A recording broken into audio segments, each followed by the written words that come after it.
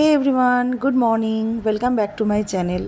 তো আজকে 3 থেকে 4 দিন পরে আবার আজ থেকে ব্লগ স্টার্ট করলাম। কয়েকদিন ব্লগ দিতেই পারিনি, প্রচণ্ড ব্যস্ত ছিলাম, প্রচণ্ড।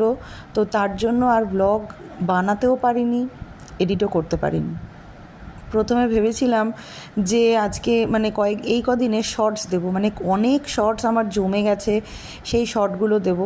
কিন্তু সেটাও যে এডিট করতে বসতে হবে, সেই এডিট করতে বসার টাইমেই আমি পাইনি আর কি।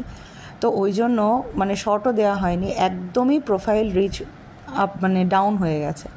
তো আজ থেকে ভাবলাম যে না, এদিক ওদিক করলে হবে না, আমার এই দিকটাও তো দেখতে হবে। তো আজ থেকেই স্টার্ট করলাম, যা হবে হবে। ওই কী বলুন তো, এক কথায় দুদিকে ব্যালেন্স করতে গিয়ে ওই ঘেটে ঘা হবে আর কি। নয় এই এডিটিংটা ভালো হবে না, ব্লগ ভালো হবে না, আর না হয় ওই কাজটা ভালো হবে। অনেক দিন ধরে একটু উপমা করছে মনটা, কিন্তু ওই যে বললাম সময় পাচ্ছি না, সময়টা এমনভাবে বেরিয়ে যাচ্ছে। একটা কাজ নিয়ে আমি এতটা পরিমাণে ব্যস্ত হয়ে গেছি, আমি নিজেও সেই কাজটার সাথে জীবনে প্রথমবার, হ্যাঁ বলবো, একটু সাসপেন্স রাখছি, আস্তে আস্তে সবই বুঝতে পারবেন। তো জীবনে প্রথমবার কোনো জিনিস যদি হঠাৎ করে হয় না, তো নার্ভাসনেসটা প্রচুর থাকে। আর সেখানে যদি নিজের না হয়, যদি সেখানে অন্য কারোর নিজের মেয়ের হয়, একেতেই জিনিসটা কীরকম হবে সেই নিয়ে একটা টেনশান নিয়ে আছি। আর তার মধ্যে অলির এক্সাম চলছে, অলির এক্সামটা যতদিন না শেষ না হচ্ছে ততদিন অবধি প্রচণ্ড চাপ, দুদিকে ব্যালেন্স করতে হচ্ছে। তো সেই জন্য ভাবলাম যে আগে ব্লগ করাটা বন্ধ করি কয়েকদিন যাবত, কারণ কয়েকদিন ব্লগ যদি আমি না দিই সেটাতেও কোনো সেটা ঠিক আছে, কিন্তু ওই দিকের ওই দুটো কাজ, অলির পড়াশোনা আর যে কাজটার জন্য খুব ব্যস্ত হয়ে আছি আর কি, সেই দুটো ভাঁটা পড়ে গেলে পারে খুব বাজে হয়ে যাবে। যদিও ব্লগটাও আমার কাছে জরুরি, কিন্তু কি বলুন তো, একটা না একটা দিক তো ছাড়তেই হয়। জীবনের সব কিছুকে একসাথে পাওয়া যায়? একদমই পাওয়া যায় না। তো আজকে সকালবেলায় ওই যে বললাম উপমা খেতে ইচ্ছা করছিল, কিন্তু শেষমেশ ঝালসুজি বানাতে হলো। তো ঝালসুজি বানাবো, তো ভাবলাম যে একটু সবজি টবজি দিয়েই বানাই। আরেকজন স্নান করতে যাবে, সেই ওই যে সিনেমাতে যেরকম দেখে না, ওই রকম বেশ পাট করে রেখে দিচ্ছেন, দিয়ে উনি যাবেন স্নান করতে। তারপরে এখান থেকে সেই নায়িকার মতন এসে এরকম তুলে নিয়ে পড়বেন। হ্যাঁ, কোত্থেকে শিখিস এত স্টাইল? হ্যাঁ, কোত্থেকে শিখিস? কোথার থেকে? আচ্ছা, বাবা, কত রঙ্গ। কি এটা? মোটেও গ্রিন নয়, এটা গ্রিন নয়, এটা সি গ্রিন।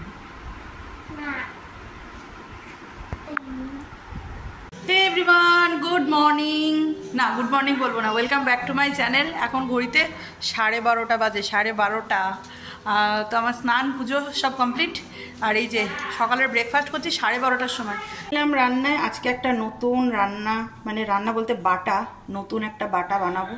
তো বাটা দেওয়ার জন্য প্রথমেই একটুখানি বেশি করে সর্ষের তেল দিয়ে দিলাম। যারা আমার রেগুলার ব্লগ দেখেন তারা জানেন আমাদের বাড়িতে বাটাটা কত সবাই ভালোবাসে খেতে, বাটাটা হয়ও। তো কালো জিরে ফোড়ন দিলাম। এরপর প্রশ্ন হচ্ছে কি বাটবো, দেখাচ্ছি। এই যে এটা হচ্ছে মোচা বাটা, এটা পেস্ট করে নিয়েছি, সেদ্ধ করে পেস্ট করে নিয়েছি।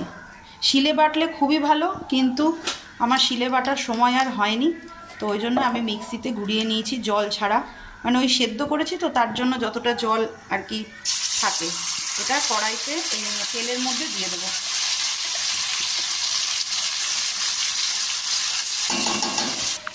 এই সময় আমি একটুখানি নুন অল্প করে, ঠাকুরের যে নকুলদানাগুলো থাকে ওগুলো আর খাওয়া হয় না আমাদের বাড়িতে, তো ওইটাও দিয়ে দিলাম। দিয়ে গ্যাসটাকে বাড়িয়ে দিয়ে এটা একটু তেলে ভেজে নেব। এটা ভাজা হতে থাক, ততক্ষণে এর সাথে আর যেগুলো যাবে সেগুলো একটুখানি জোগাড় করব। এই যে যখন এই কড়াই থেকে এরকম উঠে চলে আসবে, এই সময় আমি দিয়ে দেবো হচ্ছে সর্ষে আর কাঁচা লঙ্কার পেস্ট।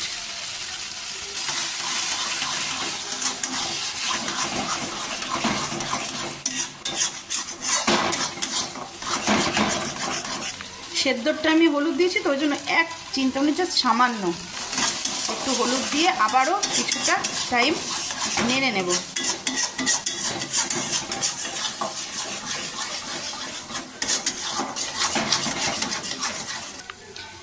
এই সময়ে আবার কিছুটা জলটা শুকিয়ে গেলে তারপরে দিয়ে দেবো হচ্ছে নারকেল কোড়া।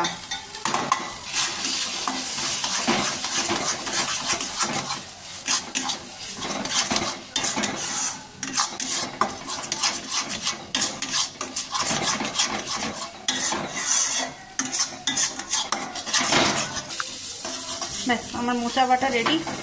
একদম এরকম কড়াই থেকে উঠে আসবে, সেই সময় এটা নামিয়ে দিতে হবে।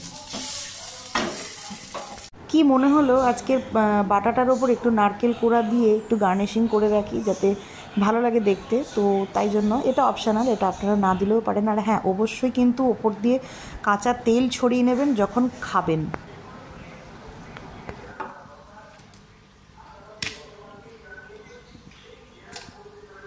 কেমন খেলা বাটাটা? কি বাটা? না, কচু বাটা না। হ্যাঁ, তা কি হবে এছাড়া আর কি কি কি লাগবে?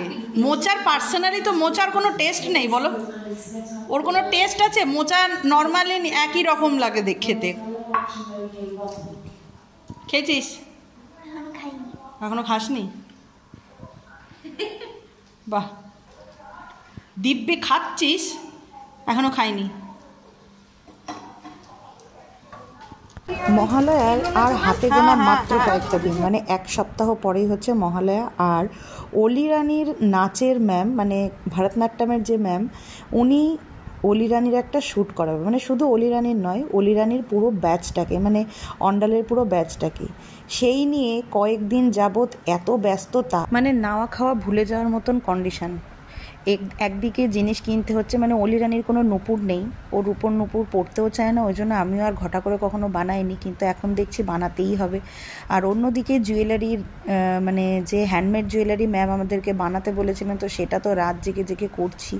একেতেই নিজে পারি না আঁকতে, তার মধ্যে এমন এমন কাজ ম্যাম আমাকে দিয়েছে যেগুলো আমার নিজেরই মানে হাত কাঁপছে, কিছু করার নেই। আর তার উপরে অলির এক্সাম চলছে, এখনও ম্যাথ এক্সামটা হয়নি, তো ওকে আমি ম্যাথের কাজ দিয়ে আমি বাজারে এলাম। ভাবলাম যে না, এগুলো কেনাকাটা করে নিই, কারণ হাতে সময় খুবই কম।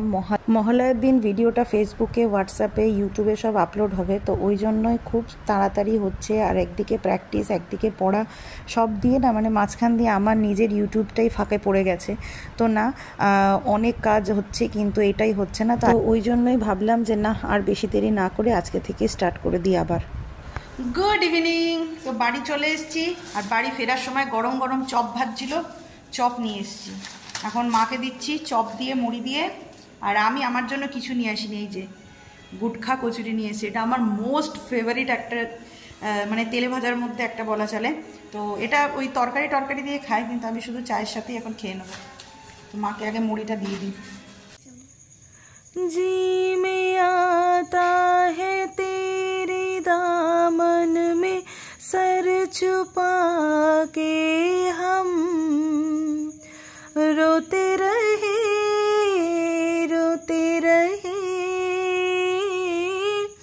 तेरी भी आँखों में आंसुओं की नमी तो नहीं, तेरे बिना जिंदगी से कोई शिकवा तो नहीं, शिकवा नहीं, शिकवा नहीं, शिकवा नहीं।